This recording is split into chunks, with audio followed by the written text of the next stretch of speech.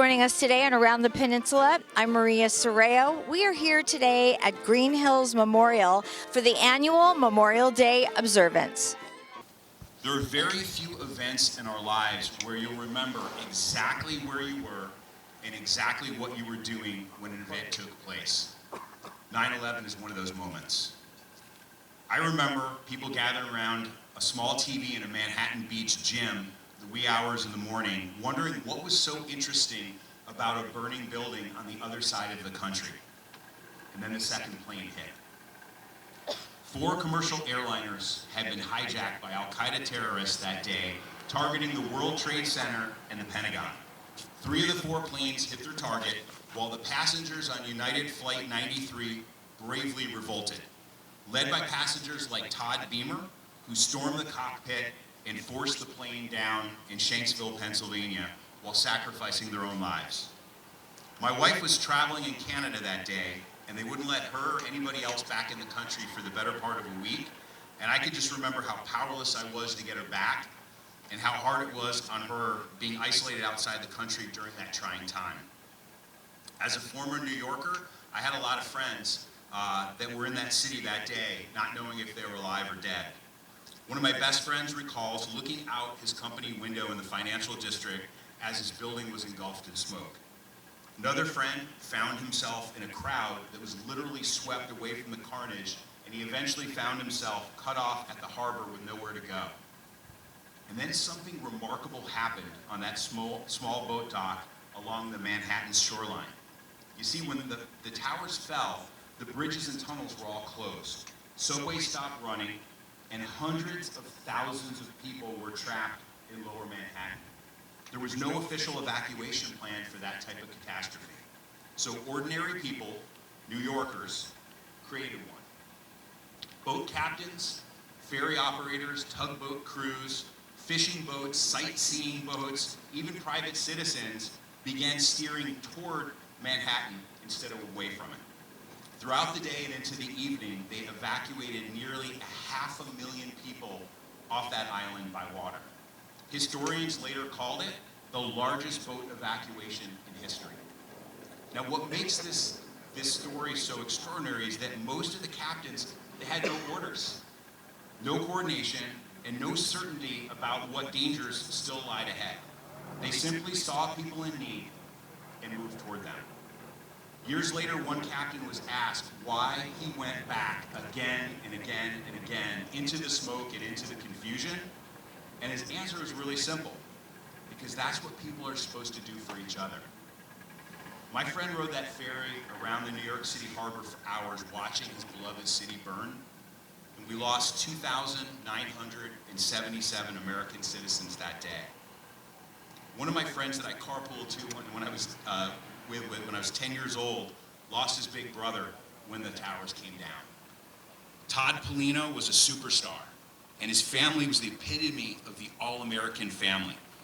Each one of the boys, all 3 of them, were all-league soccer players, perfect students, and they all looked like they stepped off a magazine cover. But many of us knew a person or knew a person that knew a person that died on that tragic day. Somehow, all of us were touched by this tragedy. Now, most cemeteries and memorial parks have a bronze memorial that honored those who fell in the 9/11 attacks. I drive by our memorial every morning when I go to work. It's right down by our chapel, but admittedly, I haven't read it in many years. And the memorial reads, "Through blurry eyes, we find the strength and courage to soar beyond the moment. We look to the future knowing we can never forget the past. God bless America." 25 years later, we are the future, but we certainly have not forgotten those that perished on that day, nor the soldiers that died eliminating the scourge that planned that attack. Just over 7,000 American soldiers died during the post-9/11 wars in Afghanistan and Iraq, and an additional 8,200 U.S. contractors died supporting the war, which brings the total number of Americans lost from this event to just about 18,000. Our program today honors all the Americans that were lost on or after the 9/11 attacks. Something is nothing man. don't worry about a thing, boss. You'll be getting this when I get back.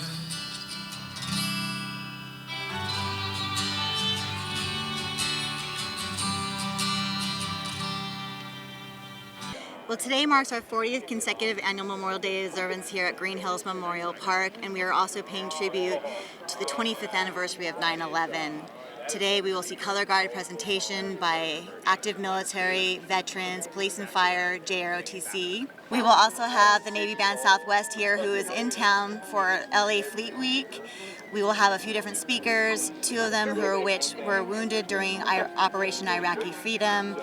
Dub release, 21 gun salute, and just a lot of patriotism showing our love and support of our country and our military. In addition to the 25 years since 9/11, this is also the 250th birth of our country. What do you sort of reflect on when you think about that on a day like this? Just our freedom, all that we've accomplished throughout the years. You know, I always share, my father's a Vietnam veteran. I wouldn't be here today if he didn't come home. My family has served every branch of the military, which is why this is, when you cut my arm, you'll see that I bleed red, white, and blue. And to be able to honor what our country has accomplished, what our military continues to do for us on our behalf, you know, what other way is there to show our respect and appreciation? And of course, all of our local leaders come out to this event, and it's probably the biggest one in LA, and I know how much they appreciate this. It's great to have the support of our community, especially our city council. I know today we will have all city council from Rancho Palos Verdes here, including Mayor Paul Sau, who will be presenting one of the wreaths today. So that support means a lot to Green Hills. You know, the biggest thing for me, the reflection that I make is, you know, I served in uniform and I have friends that passed away and overseas, and I want to make sure that I earn what I have. I earned being here, I earned service here. So what I do constantly is I have a memorial band on my wrist for my friends that passed away. So what I do is I teach my kids, I teach our neighbors that Memorial Day is a day of remembrance, not just of barbecues, but think about the folks that actually served and gave us the right to live and have freedom in this country. Also, there's so many people from our community that do come out, and they do an amazing job here. Just talk to that. You know, our community is very good in terms of veterans, and we treat our veterans with respect. We start our Veterans Day breakfast and celebrations, and you know, we make sure that we announce this, especially in our city. Green Hills is in our city, so we have a full presence here from the city council to make sure we support and get the word out that Memorial Day is a day of remembrance and importance to all of our community members.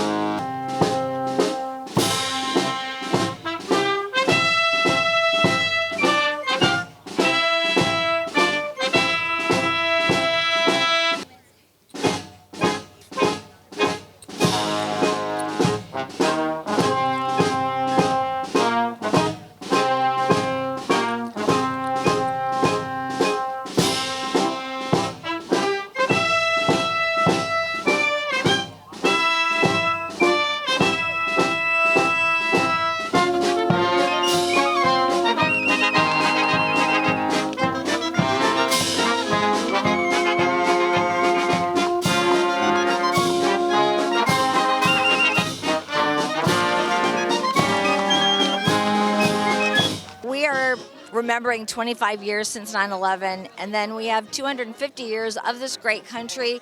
What do you reflect on a day like this?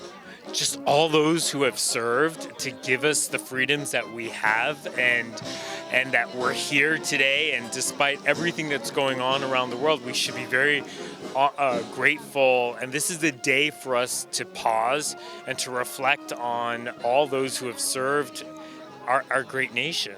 So many families of fallen are here. They always come out every year. It means so much to them. And many of our residents and from beyond, because it's such a special day. It is such a special day, and the fact that today they're recognizing those who have fallen at 9/11 25 years ago, it's so hard to believe. And I often just pause and think about that day, and I'll never forget that day. We'll never forget that day. Just even watching on the news, seeing the second plane crash live, I'll never forget it. Yes, so it's moments like today that we take that time and make sure we're stopping and we're recognizing the significance of history. Just taking that moment. Absolutely. Absolutely. And it's such an honor to be here this morning. Green Hills puts this event together, and they do such a great job. And it always gives you, it makes pride of your American pride, and watching all the events, the parachuters, the music. I always have goosebumps. So it's very moving. Good morning, everyone. Or shall I say in military, whoa! Just want to see if you're out there. First of all, January 16, 2006, we were hit with a mortar in Iraq, Camp Anaconda. And that's as much as I can tell you about that, because I'm still gradually growing with that and dealing with it daily. But I'm encouraged to let you know that I can stand here before you and say that my Sergeant Major Jesse Acosta survived, and he's still here today to tell the story. So I'm Staff Sergeant Evelyn McLarty. I joined the Army October 8, 1984. I was with the Headquarters Adjutant Battalion 361st in Sacramento, California. So I was born and raised in Sacramento, and I came here and I became a member of the 349th General Hospital. It was a 1,000-bed hospital when I came. They bumped it down to like a 500-bed. And Sergeant Major Jesse Acosta was my first sergeant. I've been with him from 1984 till now. And right now he's president of Thank a Vet. If you love your freedom, thank a vet. I support him in that. And because of the loyalty, duty, respect, honor, integrity that I showed, I guess I stood out. And here I am today, still working with him. He was mean as heck though, but I'm still here. But I just wanted to say thank you to the leadership of this great event. This is the first time I've ever stood and said anything to anybody as much as I've just told you about my ordeal in Iraq, my experience. It was an experience. I'm glad to be alive. I was there when Sergeant Major, we were hit with a mortar. I thought I had lost my best friend in the world. He was medevaced out, and we were still there to carry on. And because of everything that he instilled in us, we were able to find strength to make it to the end of the tour. I left 3 children behind, and they are the best children. I have 2 serving in the Navy. 1 worked the post office, and where I retired from as well. So I'm very happy to have experienced what I have. I just want to say to the families who have lost, be encouraged. That's what helped me. Even though my Sergeant Major's still there was those that we would meet up, and sometimes soldiers didn't show up, and it was because they were gone. So that was kind of heartbreaking. You would think, am I next? Is it going to be me next? What's going to happen to my children? What's going to happen to my family? But whatever the case and the course was, we stood it, we worked it, because as Sergeant Major always said, duty first. Good morning to you all. Good morning. Join me with a hoo-ah. Hoo-ah. That's right, that's right. And the Marines say what? Hoorah. Hoorah. Of course, I'm joking. I used to train with the Jarheads in Pendleton years ago, with them in the SEALs. My name is Sergeant Major Retired Jesse Rigoberto Papichulo Acosta. So, you know, I got to throw that in now and then, you know. So, I'm first generation American. My parents were immigrants. My father German and my mother a Mexican. And they raised a warrior, okay? Born in East LA, I joined the United States Army at the age of 18 when I graduated out of Pioneer High School. Off I went. So when I brought the paperwork to my father and said, Dad, I'm joining the Army, you need a sign. He looked at me. He had that German look in him. Then he looked at me again. He goes, why didn't you join the Navy? And I told him, because I don't want to get eaten by sharks. My dad was the World War II Navy. He fought in the South Pacific. That's why he brought it up. I come from a family of nothing but combat warriors. My dad, myself, and I had 3 nephews. One of them that was in Iraq when I was hit by the bomb. And 2 other ones, brothers, that were from my little sister. They joined, one a corpsman, another one a Marine. And all 3 of them went to Afghanistan at the same time. So, here's how my story goes. I joined at the age of 18, like I said, not knowing what the heck I was doing. Vietnam had just ended in 1975. That's when I graduated. And I just, well, as my mom would say in Spanish, you're a chili frito. You know what I mean? Meaning hot stuff. I already had a daughter at the age of 17.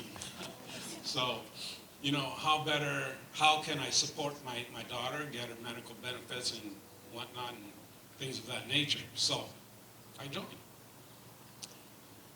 I was in 11 Bravo Infantry, and I moved on up the ranks, slowly but surely. And I have to give a shout out to my brothers. I want every Vietnam vet to stand up, please. Stand up.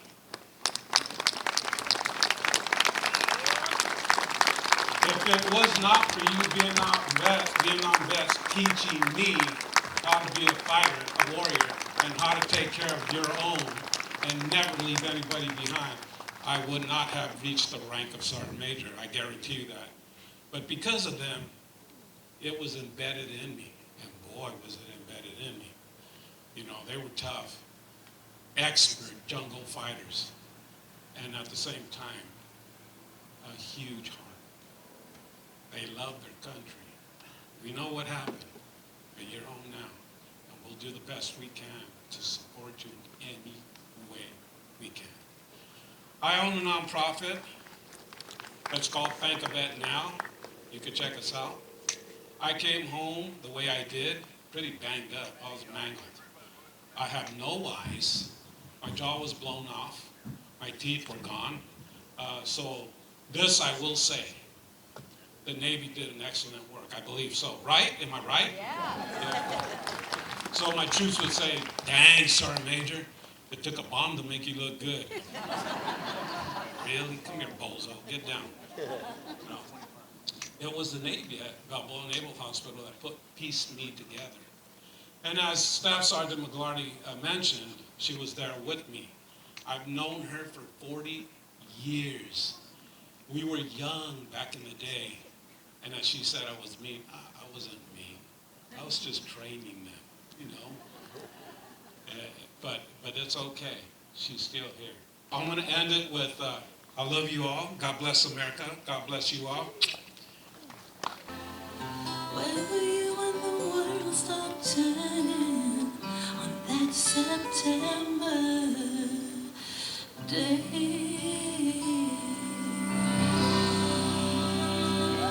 Everybody knows what they were doing on 9/11. It's one of those JFK events, 9/11 events in our lifetime. So that will stay with us for the rest of our lives. So I'm happy to have that remembrance each time, because it's strange. People born and raised and they didn't experience that firsthand. So it's very important for the remembrance to occur and to occur on an ongoing basis every year. So, and what more can we say about our 250th? But happy birthday. So this is very important. And also, what 1865 was the first Memorial Day as well. So that's another remembrance too. That it takes at least once a year to us to just level us for a few seconds and remember. Well, just to honor all the men and women who have given really the last full measure in support of this country. It's so amazing to come together every year in May with Green Hills and to celebrate all of our fallen warriors over the years. They have given so much to make our country what it is today, and we just can't express gratitude enough to what they have given for our country. These are special occasions we're having, special anniversaries, but really every year we reflect on this. It can't be forgotten the sacrifices that people have made for us to enjoy the lifestyle that we have here. And so I think it deserves memory all the time. And they do such a spectacular job here. This is a very moving, poignant ceremony here. And it's just, I encourage all people to come see it sometime. I'm going to read a poem for you in just a moment, or I should say recite a poem. And it's called We Remember Them. So before I start, I want you to take a brief moment and let's remember them.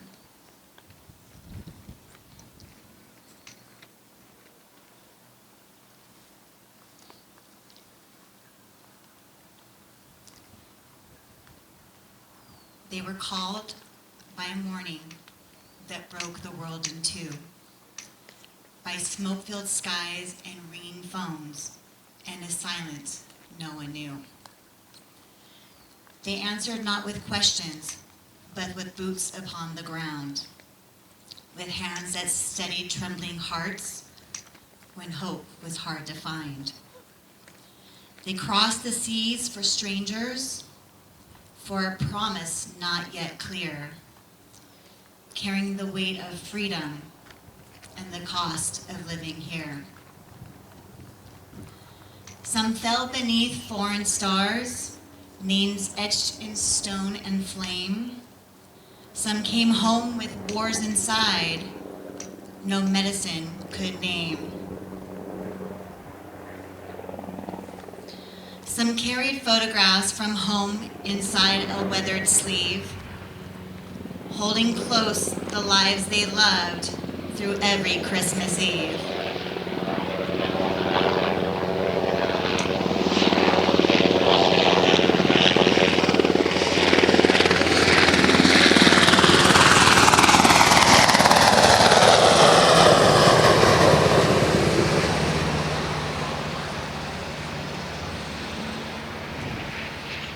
They dreamed of front porch lights at dusk, of quiet streets and peace, while standing watch through endless nights, praying violence soon would cease. They were daughters, they were sons, they were laughter, grit, and grace. They were ordinary souls who stood in history's place. Some left behind unfinished plans, young hearts and aging hands, yet gave their days to something more to guard this fragile land. And every freedom that we hold each ordinary day was purchased by the sacrifice of those who walked away. So today we speak them present. I'm going to repeat that line. And I'm repeating it because I say everyone dies twice in this world. The day they take their last breath, and the day that their name is no longer spoken. So today, we speak them present. Though their voices fade from view, we remember how they lived and what they gave and who they knew. May we walk more gently forward on the ground their courage won. May we live lives worthy of the sacrifice they've done.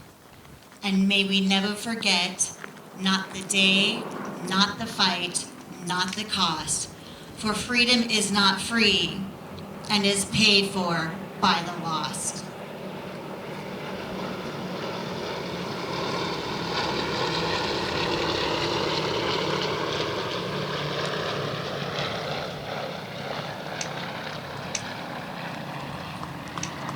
Thank you for your service. What does it mean to you to be here today? Well, it means a lot. Go ahead and support not only Ellie and her family who's putting this on, but the fallen service members, and come and commemorate them and just have a good time together supporting them. It's also so important, I think, that we don't forget about people that have come before us. 9/11, and even just it's 250 years of our country, but so many people have allowed us to be free. Oh, definitely. I mean, yeah, I really have nothing. You said it so perfectly, but yeah, everything that people do day in and day out, across both here in the United States and outside the United States, keeps us free every single day. So yeah, definitely. And that will do it for today's show. Thank you so much for watching. And remember, if you see a veteran or meet a veteran or even somebody serving right now, remember to thank them. And we'll see you next time.